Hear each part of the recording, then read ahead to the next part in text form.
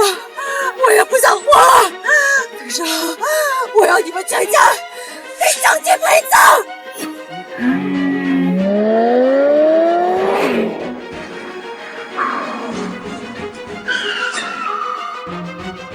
老婆！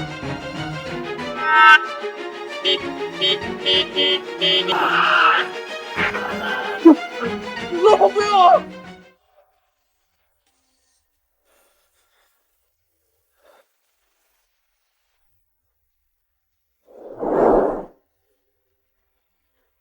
老公，我要给江景生个孩子。这是1年前苏荷提出要给他的初恋江景生孩子的那天，我重生了。江景妈妈是我的恩师，如今她病重，医生说她活不过1年。江妈妈唯一的心愿就是想要抱上一个孙子，江景实在找不到人，所以……老婆，别说了，我答应你。你是说你同意？当然同意。上意是我因为太爱你，加上担心你有心脏病不能怀孕，所以强烈反对你为江景生孩子。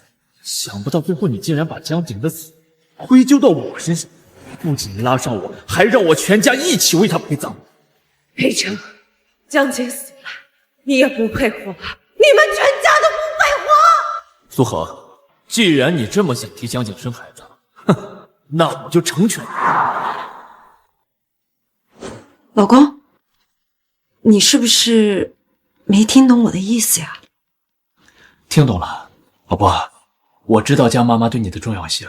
如果不是她，你也不可能来这里上大学，更不可能嫁给我。所以她也是我的恩人。你想要完成她的遗愿，为她的儿子生一个孩子，我当然不会阻拦了。你能这么想，实在是太好了。你放心，我和江姐都商量过了，选择试管，我们2个绝对不会做背叛你的事儿的。不过孩子又上江家的户口，所以我得先选择跟你离婚，再跟江里结婚。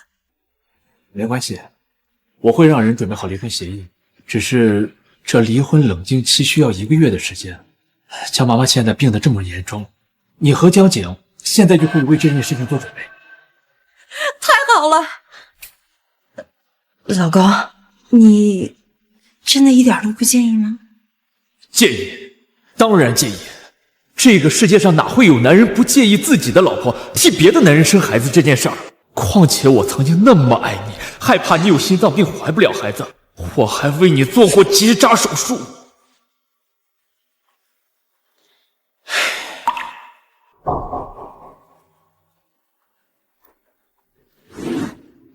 裴董，裴夫人有非常严重的先天性心脏病，一旦怀孕将会有生命危险啊！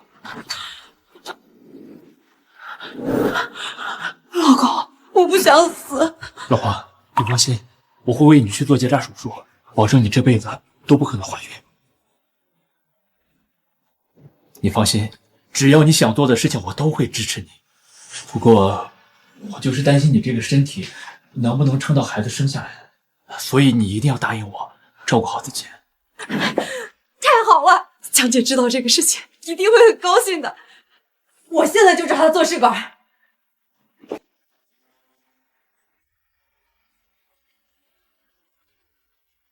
李达，帮我查一下苏荷跟我结婚的这5年都在干什么。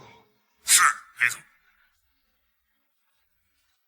苏荷，上一世我全家被你害死，这一世我要你付出代价。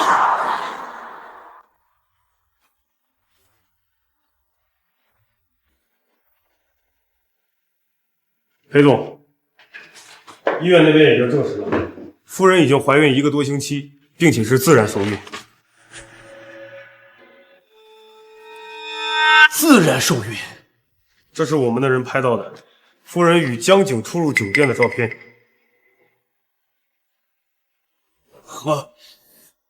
欺人太甚！怀孕了1个星期？这么说，上一世苏荷向我提出要跟江景生孩子时，就已经怀孕了。只是后来看我不同意，就要求流产了。裴总，据我们调查，江景这个人沉迷赌博，并且欠下500多万的高利贷。难怪上一世江景在自己的母亲去世后不久就自杀了，原来并不是因为孩子，而是被高利贷逼死的。裴成，江景是因为没有孩子才死，他死了，你们也不配活。把这些证据交给何律师，顺便让他帮我拟一份离婚协议。是。我进去，我怎么肯定在办公室呢？我们老板真不在。你看，苏耀祖，你来干什么？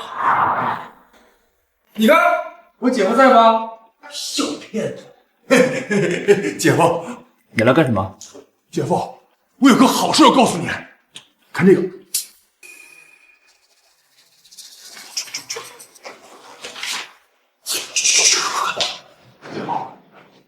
我有件好事要告诉你，你看。节后股市将迎来周报，如果预测错，我直播吃。很多兄弟让我冷静一点，你知道我等这次牛市等了多久吗？我等了一辈子。姐夫，牛市来了，我们发财的机会来了。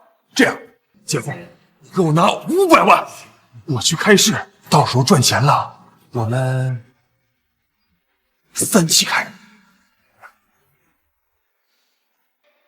冷静不了一点，兄弟们，给我全仓猛干！这个苏耀祖仗着他姐是苏荷，3天2头的找我要钱。我记得上一世他在今天找我要了500万拿去炒股，结果不仅血本无归，还倒欠了银行1000万，最后还是我给他擦的屁股。耀祖啊，这确实是个好机会啊，是吧？不过呢，我这公司啊，最近刚进了一批新的设备，倒是有几笔过桥资金，但是呢，最快也得20天啊。哎，对了，我去年不是给你们家买了一套别墅吗？要不然这样，你先去偷偷的把房子卖了，等赚到钱了的时候再赎回来。这一波牛市，100年难得一遇，机不可失。姐夫，你是不是也觉得这波能赚钱？行，我今天晚上就把家里房子给卖了。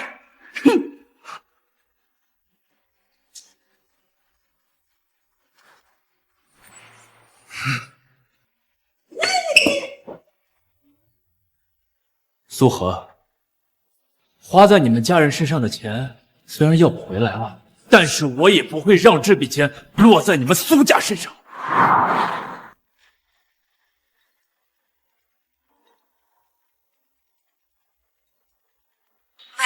老公，我怀孕了。我听说试管怀孕至少要2个月的准备期，而且这孕期年底，你怎么这么快就怀孕了？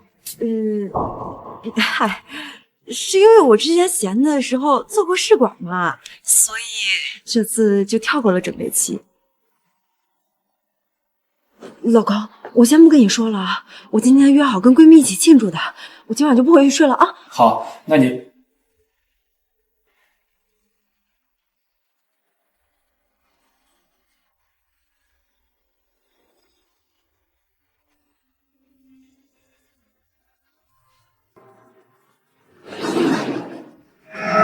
苏荷，你把我当傻子耍，难道就真的不怕遭报应吗？老公，你看，我真的怀孕了。太好了，没想到这次的试管这么成功。你知道的，我有心脏病，现在又怀孕了，我想在家好好休养休养。没问题，进来吧。裴导，夫人，这是我给你请的全国最专业的医疗团队，有他们在啊，你肯定可以顺利的把孩子生下来的。老公，你对我可真好。哦，对了，还有一件事儿，江景妈妈现在病得很重，她想看江景结婚的场景，我想答应她，可以吗？可以呀。老公，你对我太好了，什么都会答应我。不过老公，这结婚需要用钱，你看江景都失业1年多了，他妈妈又病得那么重，不如结婚的钱我们出，结婚的钱我们出。苏荷啊苏荷，你在外面给我戴绿帽子也就算了，现在就连你们办婚礼的钱也想让我出，我看你真是把我当傻子了。可以吗？这个钱啊，我出倒是可以，但是公司现在遇到了一些困难，钱不够用，况且股东们又在盯着资金的运转，我这帮你请了一个医疗主，已经预支了一大笔了，这钱实在是没办法动了呀。那怎么办呀？江景现在又拿不出来这么多钱。哎，不如这样，你让他先去借一笔钱，等到咱们2个假离婚的时候啊，我想办法多分点财产给你，这样那帮股东也不会说什么，到时候你再把钱，然后让他去还上。看来也只能这样了。裴总，借也不说了。裴总，由于夫人有先天性心脏病，我们对她的身体进行了全面的评估，发现她生孩子的风险很大。如果强行要生，可能会一尸两命；如果不生，也要尽早流产，否则夫人也会有生命危险。那就给我用最好的设备，吃最贵的保胎药，无论如何都要把孩子给我保住。可这……是苏荷，你那么想给江景生孩子，我怎么会让你失望呢？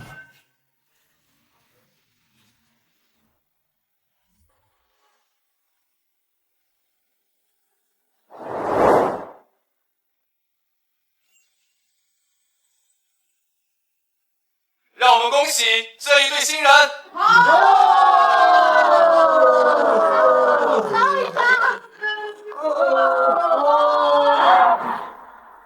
裴总，您确定要这么做吗？裴总，裴总，夫人现在怀孕4个月了，身体各项机能都出现了很严重的问题，我担心很可能撑不到生孩子那天。那她还可以流产吗？来不及了。如果现在流产的话，死亡几率也在70%以上啊！好，李达，把苏医生的违反执行，然后终止聘用。是。裴总，如果现在解约的话，夫人她很可能会……我要的就是这种效果。李达，帮我送一下苏医生。苏医生，请。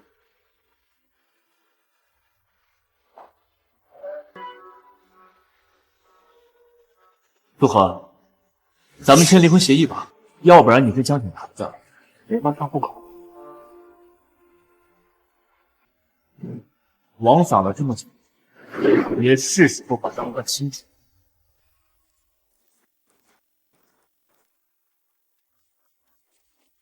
老公，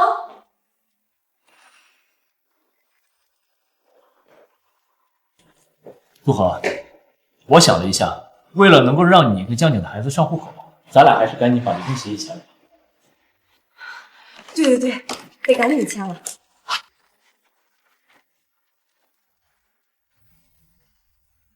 潘生，你这里是不是写错了呀？咱俩离婚，财产不应该1人1半吗？你这怎么1分钱都不给我呀？咱俩不是假离婚吗？这个协议就是赌过程，分不分财产的什么关系？莫非你们2个是想拿着我的钱跑路？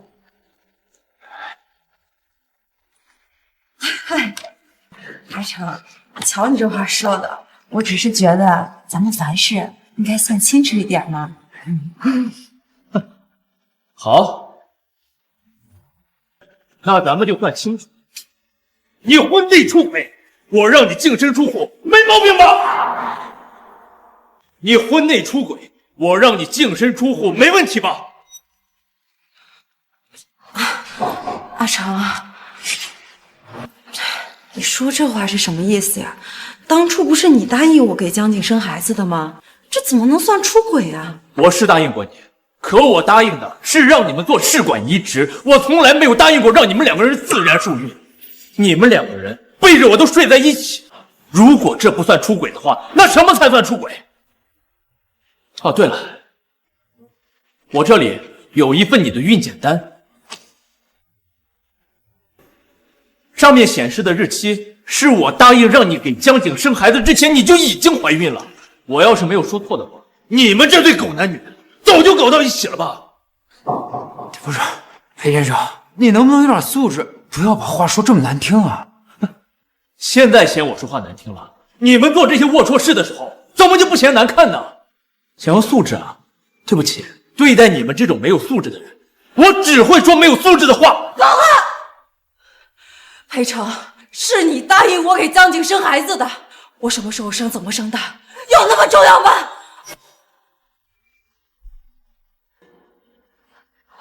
我心脏又不好，你忍心看我遭这种罪吗？我现在还怀着身孕，正是用钱的时候。你今天说什么也要把一半家产分给我。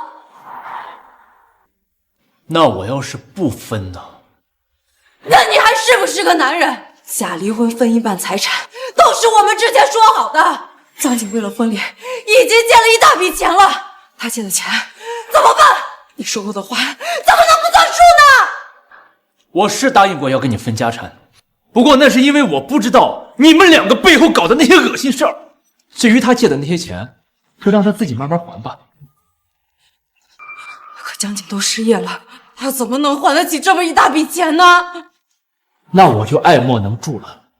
但是如果你还想靠着离婚这件事情分走我一半家产的话，那我劝你还是早点死了这条心吧。我一分钱都不会给你。行，不给我钱是吧？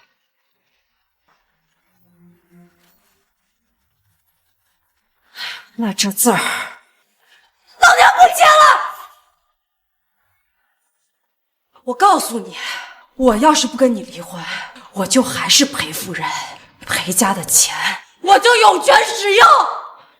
既然你要撕破脸，那我也没有什么情分好跟你留的了。让我们恭喜这一对新人！李特助，重婚罪判几年来着？根据法律第258条规定，有配偶而重婚的，或者明知他人有配偶而结婚的，处2年以下有期徒刑或拘役。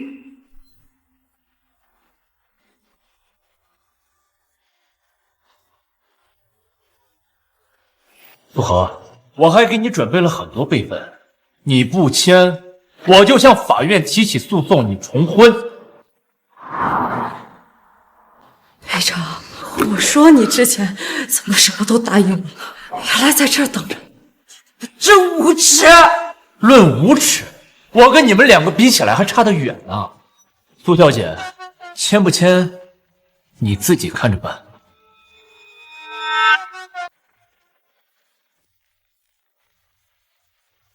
喂，是赵律师吗？等一下，我签。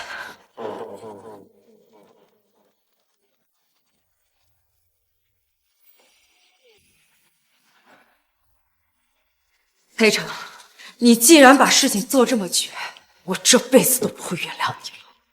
从今以后，你休想再让我回到你身边。裴成，我一直以为你是一个好男人，我才把苏荷让给你。我没想到你城府这么深，我真后悔把她让给你。你放心，以后有我照顾她，你这辈子不会再遇见这么好的女人。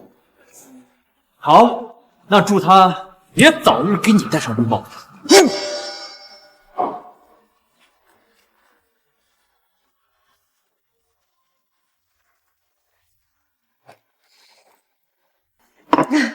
裴成这个王八蛋，居然这么对付我！我当初真是瞎了眼了，才会嫁给他。好了，宝贝儿，别生气了，小心动胎气啊！张姐，还是你最关心我。我现在跟裴成离婚了，以后就只能住你家。这可以是可以，但是咱们结婚借那些钱，那些要债的早晚会追上来的啊。这个你不用担心，我这些年攒了一些珠宝首饰，就放在裴成家。等我把这些都卖了，一样可以帮你还钱。裴成，别以为没你的钱我就活不下去，离开你，我只会过得更好。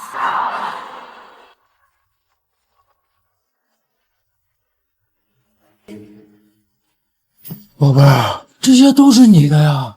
那当然，等我们把这些都卖了，不仅能还上我们借的钱，剩下的还够我们撑一段时间呢。别看了，这还有更好的。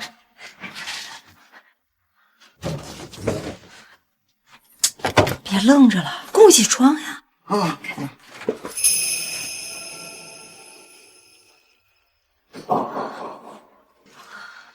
虽然很舍不得，但为了你和孩子，这一切都是值得的。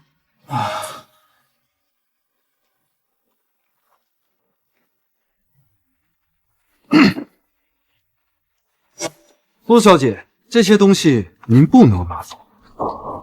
滚开！我拿我自己的东西，你有什么资格拦我？我想苏小姐可能是忘了，这些东西都是您和裴总结婚之后裴总卖给你的。按照法律规定，这些东西都属于夫妻共同财产。因为您是净身出户，所以您无权带走。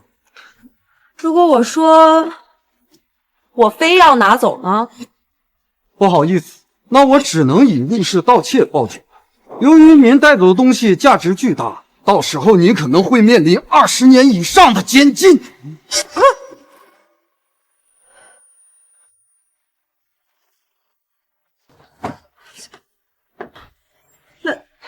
那我跟裴成结婚之前的东西呢？那些不属于夫妻共同财产，我总可以拿走吧？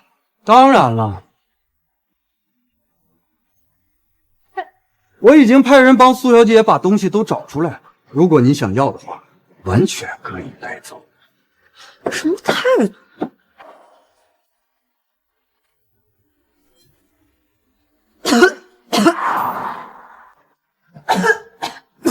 怎么只有这些垃圾？我的珠宝，我的首饰呢？我想苏小姐应该是怀孕之后记性不大好。当初你嫁给裴总的时候，一穷二白，连件像样的衣服都没有，还谈什么珠宝和首饰？宝贝儿，没事吧？裴成，算你狠！我们走。等等，苏小姐，这些东西您还要吗？不要的话，我可当垃圾扔了。不要！去送送苏小姐。是。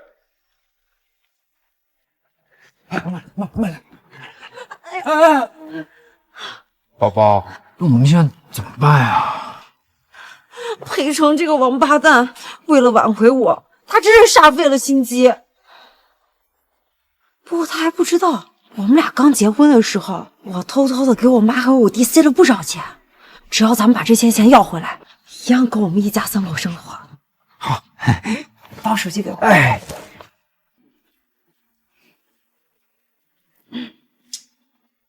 哎，姐，哎，耀祖啊，哎，我有事。姐，我刚要给你打电话，你来的太及时了。我前段时间炒股，把妈的积蓄，还有咱家房子，还有亲戚们的钱，全都砸进去了，现在都拿不出来了。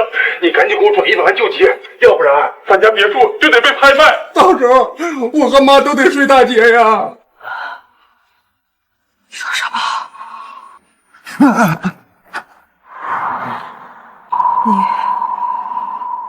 你说什么？宝贝。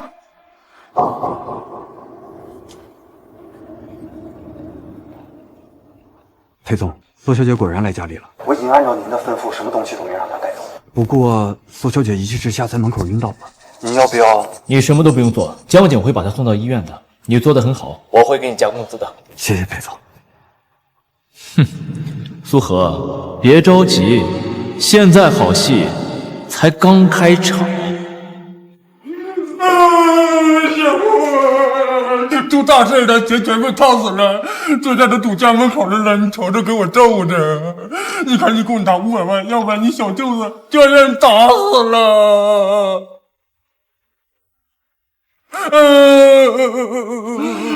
行了，别演了，我没钱，帮不了你。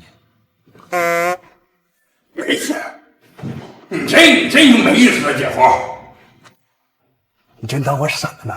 那财经新闻都报道了，说咱们公司最近势头大好，怎么可能没钱呢？我看你是我亲姐夫，我才管你要钱呢啊！你别不识好歹。我已经不是你姐夫了，钱呢，去找你新姐夫要。我已经不是你姐夫了，钱呢，去找你新姐夫要。离婚协议书？你别闹了，姐夫！全公司谁不知道你是我姐舔狗啊？爱的死去活来的，你舍得跟我姐离婚？开玩笑了。哦，你想用这招把我打发走，可是我不吃这一套。快赶紧给我转钱，要不然我告我姐了啊！你去找天王老子也没用，我说了没钱，那就是没钱。裴成，胆儿肥的啊，敢这么跟我说话？你信不信我给我姐打电话告你状？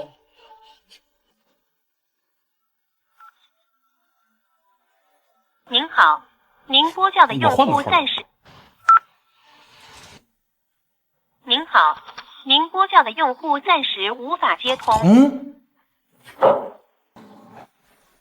难道真和我姐离婚了？这不可能啊！你怎么可能跟我姐离婚呢？白纸黑字，我们已经离了，我是不可能给你钱的。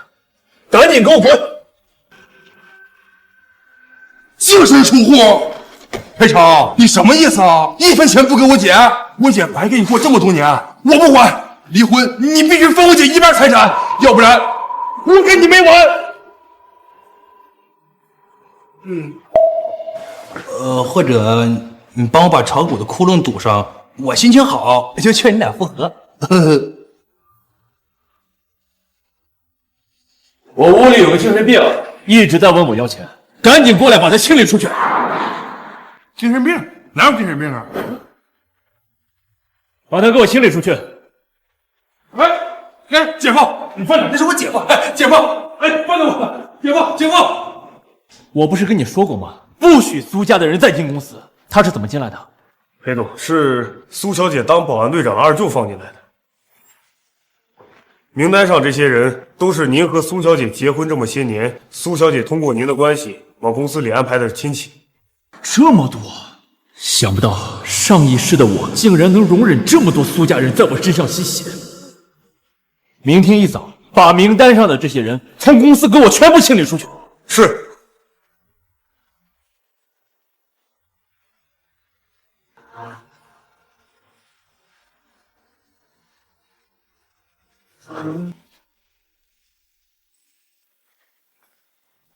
苏小姐，我们第一阶段的合约已经到期了，如果您不再续约的话，我们将要终止对您的服务了。什么？不行，没有你们，我和我的孩子怎么办？那您的意思是要续约了？这么贵？医生啊，我现在拿不出来这么多钱。那不好意思，我们也只有爱莫能助了。医生，宝贝，一定是姓裴的搞的鬼，他为了挽回你，真是不择手段啊！你成这个王八蛋！我这么好心跟他在一起，他居然这么对付我！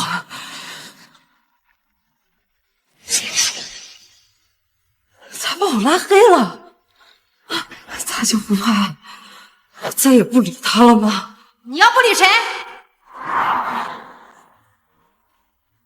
你要不理谁？妈，你怎么来了？你个死丫头！我要是再不来，指定闹出多大的乱子！走，跟我去裴家给裴真道歉，给我孩子！板啊你了，连我的话你都挡不起。哎，那个和和不想去，您就别勉强他了。你是个什么东西，也敢来管我们家的事？妈，他就是我姐那个相好江景，就是因为他，我姐才跟裴成离婚的。好啊，我说这个死丫头怎么突然抽风了？放着好好的裴家豪宅不住，哎，跑到这个破地方来受罪，原来是你搞的鬼！我打你！哎呀，大汉吧！哎呀！哎呀！你这个快撒泼呀！撒泼！你凭什么打我儿子？妈，你怎么来了？妈，你这种贱人也配有妈？我以为你是被丢在荒山里没人要的野种。连自己的儿子出去勾引别人老婆都管不住，难怪是个病秧子，还不如早点死了才好，省得浪费医院的这些设备。妈，你怎么能这么说江锦妈呢？江锦自小没了父亲，都是江锦妈给拉扯大的。现在江阿姨得了绝症，你还这么说她，你还有没有同情心？我凭什么同情她呀？她年轻死老公跟我有啥关系？你看她教育出来的儿子就这个样子，指不定她老公怎么死了，说不定就是偷野汉子被气死的了。呸！这母子俩是一路货色，我隔着大老远都闻到他们身上一股骚味儿。你胡说，我没有，你血口喷人！哎呦，说了几句就受不了了，你哭天抹泪的，演给谁看呢？够了！我警告你，你再敢说我妈一句，我跟你不客气！不客气？你不客气一个，给我看看！哎呀，你个当三哥的，你动手把我看看！勾引别人老婆，破坏别人家庭，你还有理了？来，大家都来看，哎，都来看！都来看！看看这对不要脸的母子，当妈的年轻时候不知检点，出去偷野男人，克死自己老公，到老了教唆自己儿子勾引别人老婆，当小三吃软饭，真是上梁不正下梁歪，我该得了绝症，早点死了才好。天哪，怎么会有这样的母亲啊？这太不要脸了！这个女的呀，我认识，好像是个老师，没想到居然是这。嘿，这种人也配当老师啊？哪个学校敢聘请？不怕教出一窝子的狐狸精？幸亏啊是得了绝症，不然不知道毒害多少学生呢。不丢人，是不是？阿姨，对不起，都是我爸胡说的。苏荷，我和小景到底哪儿对不住你了？你为什么这样害我们？是裴成，一定是裴成让我妈这么做的。他肯定是不甘心我离开他，所以才让我妈过来诬陷你们的。裴成这个混蛋，我一定不会放过他的。裴成这个混蛋，我一定不会放过他的。你个什么谁呀？你个赔钱货！你出轨还有理了？跟我一起去裴家，给裴成道歉。哎，你妈气的，快走！我不走，走！你放我！你放我！给我好好表现！妈，姐夫来了，来了！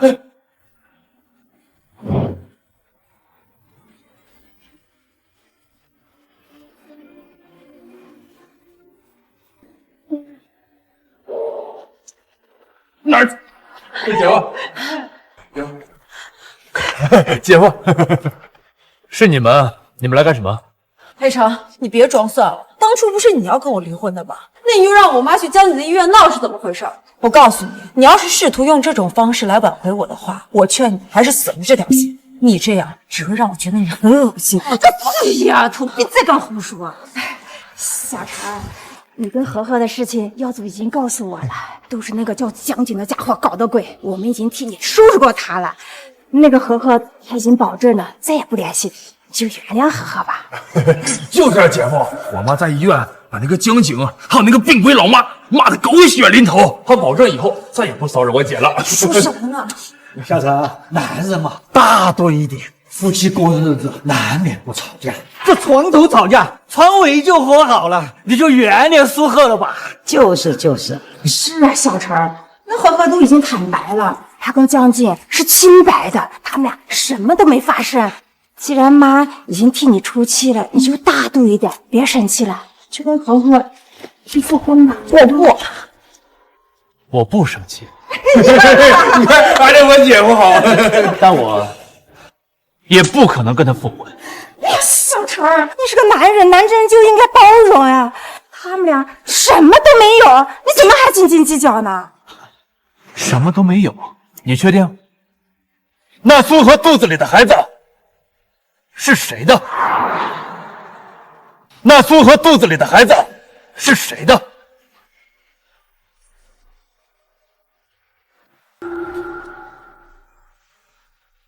裴成，你胡说八道什么呢？我们不是说好这件事情不能让第四个人知道吗？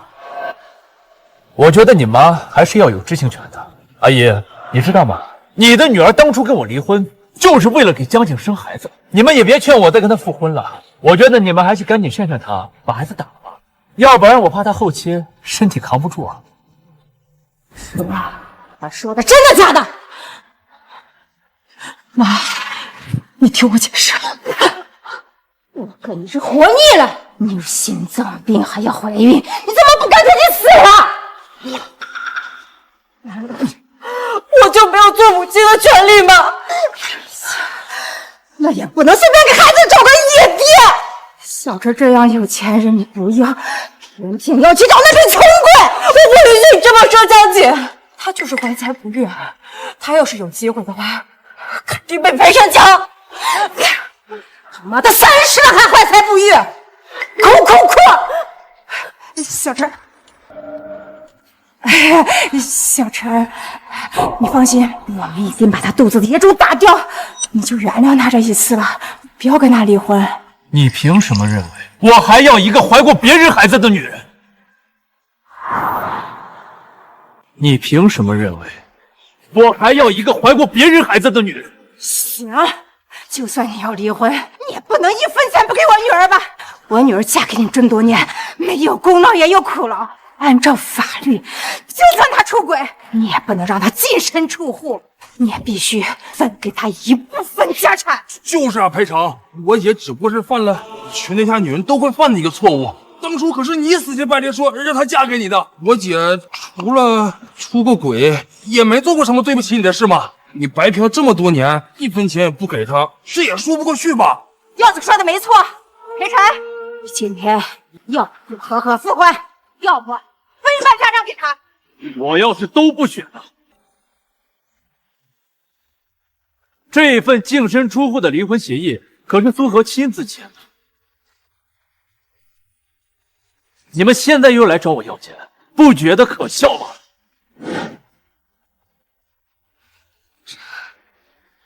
这个协议真的是你签的？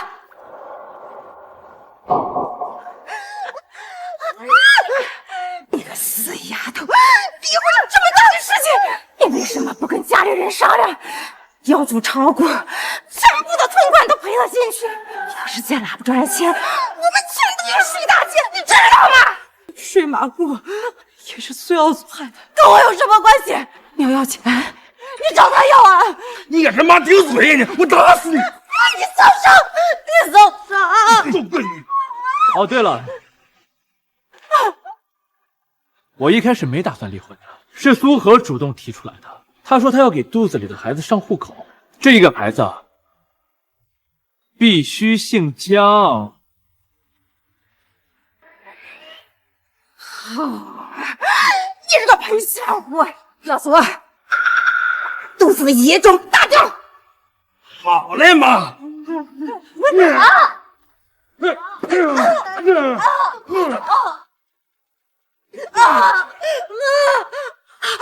我求求你了，别打了，我的孩子要保不住了。赔钱货，你少在这里装可怜！耀祖，别停，继续打！把他肚子里野种打下来！别打了！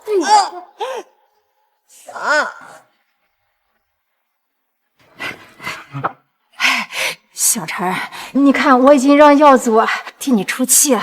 虽然之前是苏荷对不起你，但咱们抛开事实不谈，你也不是没有一点错嘛。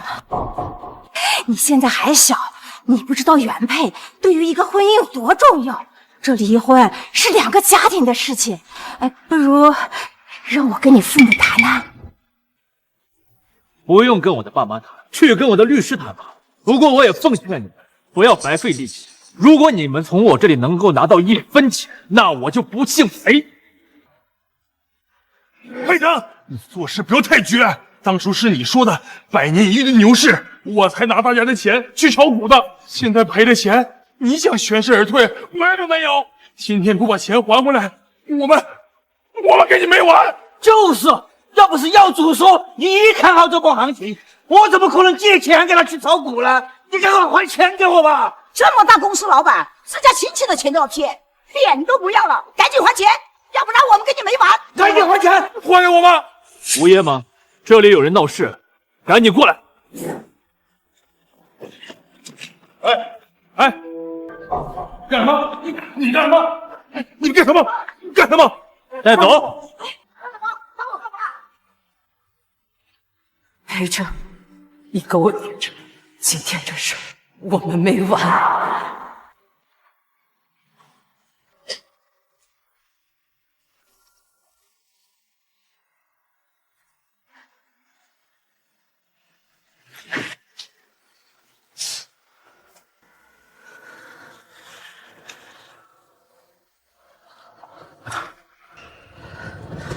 香姐，宝贝儿，你怎么样了？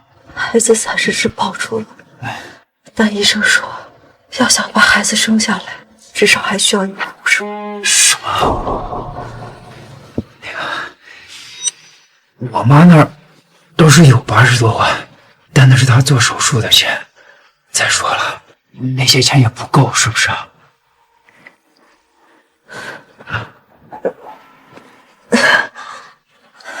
香姐，你放心，我不会花你妈的钱的。我已经想到办法了，不仅能报复裴成，还能赚到把孩子生下来的钱。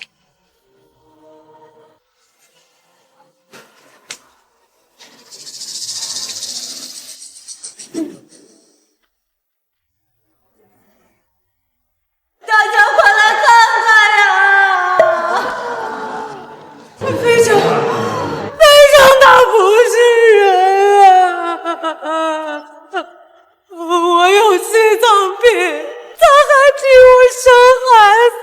等我怀了这么久了，他又觉得孩子不健康，不想要了，设计让我净身出户啊！我实在是走投无路了，我希望大家帮帮我，帮帮我！这不是裴成太太吗？他们离婚了？她早就不是裴太太了，你不知道吗？最近苏氏所有的关系户都被开除了。这么大的肚子，裴总也忍心离婚？难道裴总外面有小三了？哼，我觉得呀，那可不一定。我不奢求这个渣男能回心转意，我只希望在大家各位网友的见证下，我能要回我孩子的抚养费，我会好好生下我的孩子。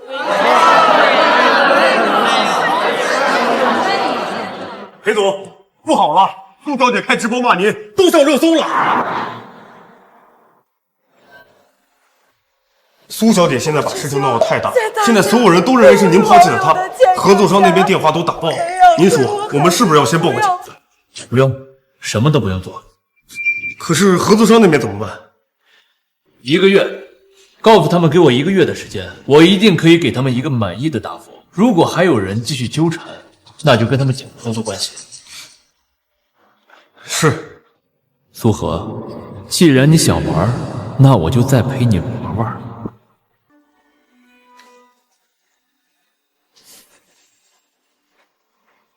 裴成，你现在还觉得自己做的对吗？你看现在网上多少人骂你啊！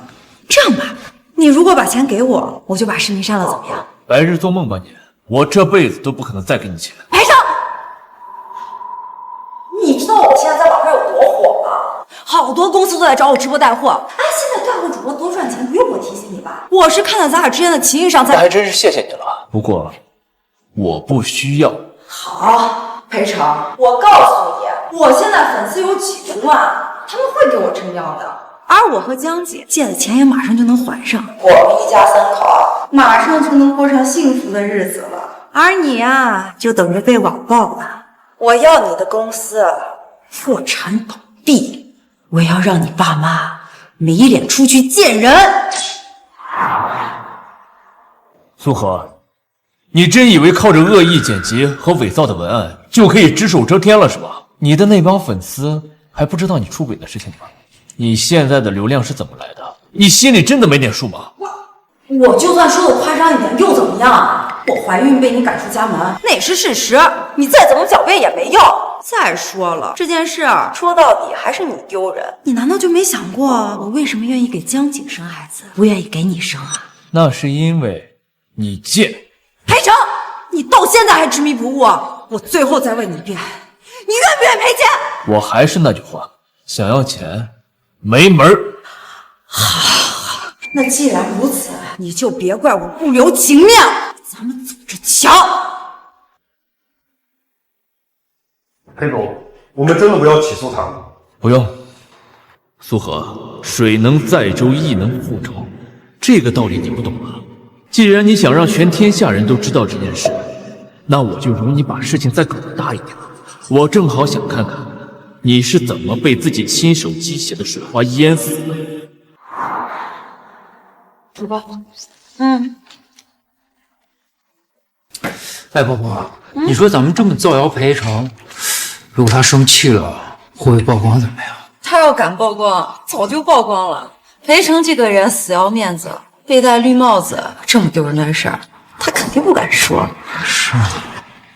哎呦，放心吧，不会有事的。哦，对，你看，这是我们上次直播赚到的钱，足足有90万呢。这次直播间的人数比上次还要多，再加上我跟各大品牌方的签约费，相信不久以后我们赚的肯定比裴成多。各部门注意啊，还有3秒钟开始直播，3、2、1，开始。裴成这个混蛋呀，知道我有心脏病，他让我生孩子，后来他又觉得孩子不健康，又把我净身出户呀，丝毫不在意我们。3、2、1，上链接，大家来看啊，这一款奶粉。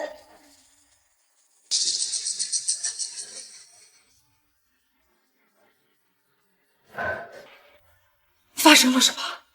怎么会这样？这怎么回事啊？收到。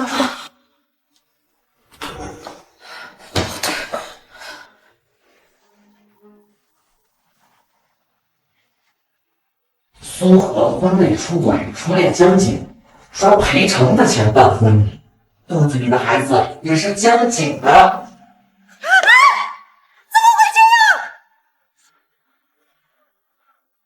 家人们，苏荷出轨的男人找到了，就是病床上这个老太婆的儿子。我看他能教出这样的儿子，自己也不是什么好人。妈，你还知道丢人呢你？想要孙子，让你儿子勾引别人了，真不要脸！不是的，你胡说。就是，还人民教师呢，难怪会生出苏荷这样的女人。这样的人还认真教师，我才真的不是这样的，不是这样的。妈，对不起你，妈！小姐，你别走，我肚子好痛，你抱抱我。苏荷，你别演了行不行啊？我妈都被你害成这样，你还嫌不够吗？你还想怎么样？非要我妈死了你才满意吗？啊？没，不是这样的，我没有这样做，我只是想多赚一点钱，这样我们的日子才能过得更好。行了，你要真想赚钱，你就不会开这什么狗屁他妈直播。你明知道开直播造谣裴成会引来他疯狂的报复，可你还这么做，为什么？因为你要满足自己的虚荣心，你要告诉他，没有他你也可以过得更好。可你现在摸摸自己的良心，没有他，你能过得更好吗？啊？我能，我求求你再相信我最后一次，我一定能赚到钱，我能安全的把孩子生下来，让我们过幸福的日子，好不好？那你告诉我，你怎么样赚钱？怎么样让我们过上更好的生活？裴成，是裴成，他一定是不甘心我离开他，他才这样做赶我回去的。他心里还有我只要问他要钱，他不会不给我的。江姐，你相信我，我只要问裴成要钱，他一定会给我的。好啊，那等你要到钱，再回来找我吧。江姐，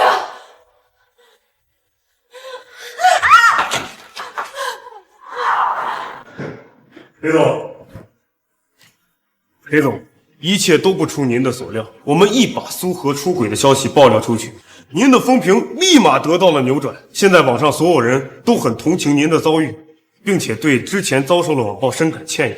公司出现的危机也全都烟消云散，而且市值还出现了飙升的趋势。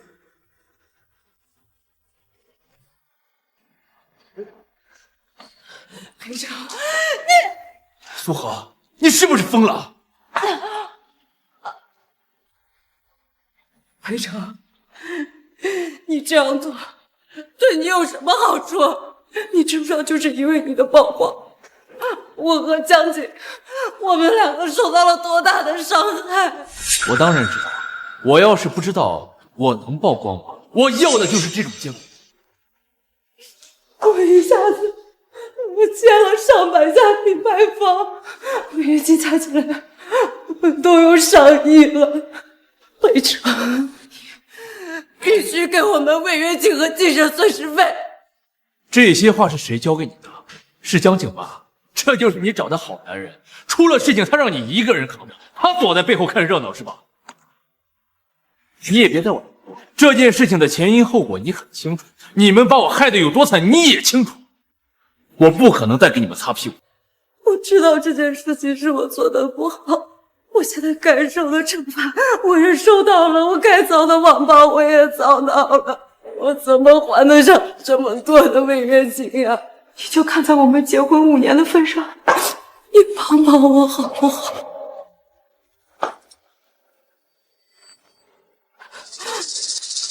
我向你保证，你给我解决了，我再也不会出现在你面前了，我再也不会出现在你面前了。你想都别想，你真把我当冤种看。你跟我在一起的这些年，我没少，赶紧滚，别逼我对一个孕妇动手。苏小姐，请您出去，不然我就叫保安了。好，裴成，算你狠。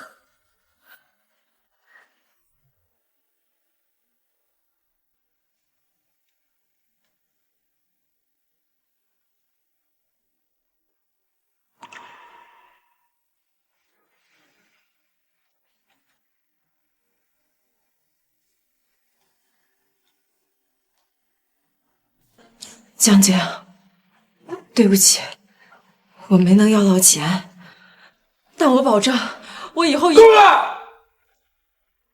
苏荷，我妈已经死了。什么？都是因为你，你为什么要来祸害我？为什么要跟我生什么孩子？要不是因为你，我妈现在已经在做手术了。江姐，你听我解释，不是你想的这样。闭嘴！你这个毒妇，你还想说什么？你还想祸害我不够吗？裴成那么好，他那么有钱，你为什么不能跟他好好在一起？为什么要来纠缠我？江姐，要不是因为你，我也不会变成今天这个地步。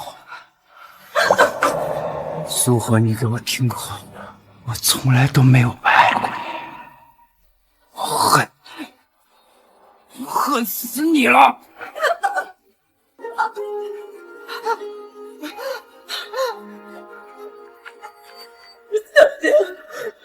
小姐，救我！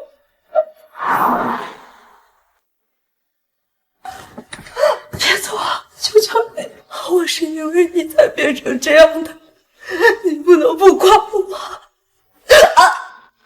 你还让我怎么帮你？我现在身上但凡有1分钱，都会被那些要债的追去，你还让我怎么帮你？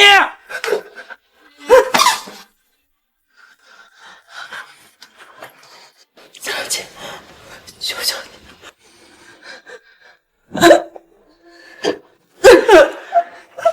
你给我听好了，你今天所有的一切都是你自作自受。江，老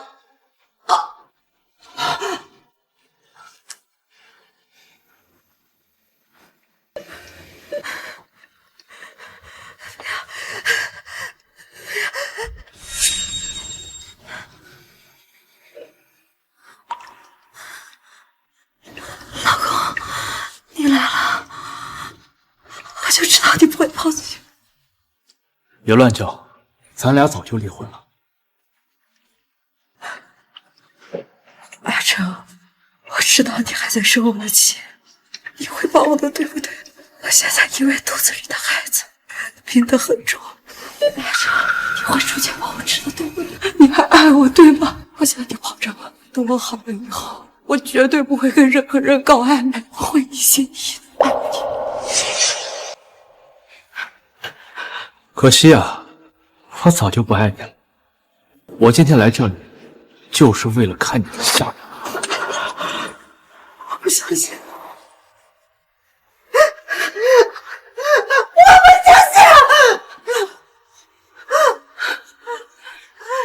你不爱我，你为什么同意我跟江心试管要个孩子？你不爱我，你为什么给我找这么专业的医疗团队，那么精心的保护我和……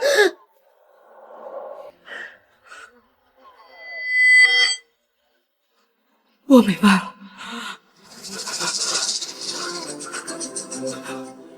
你是故意的，你故意找的医疗团队，你故意这么做的，你是想，你想，我想让你死。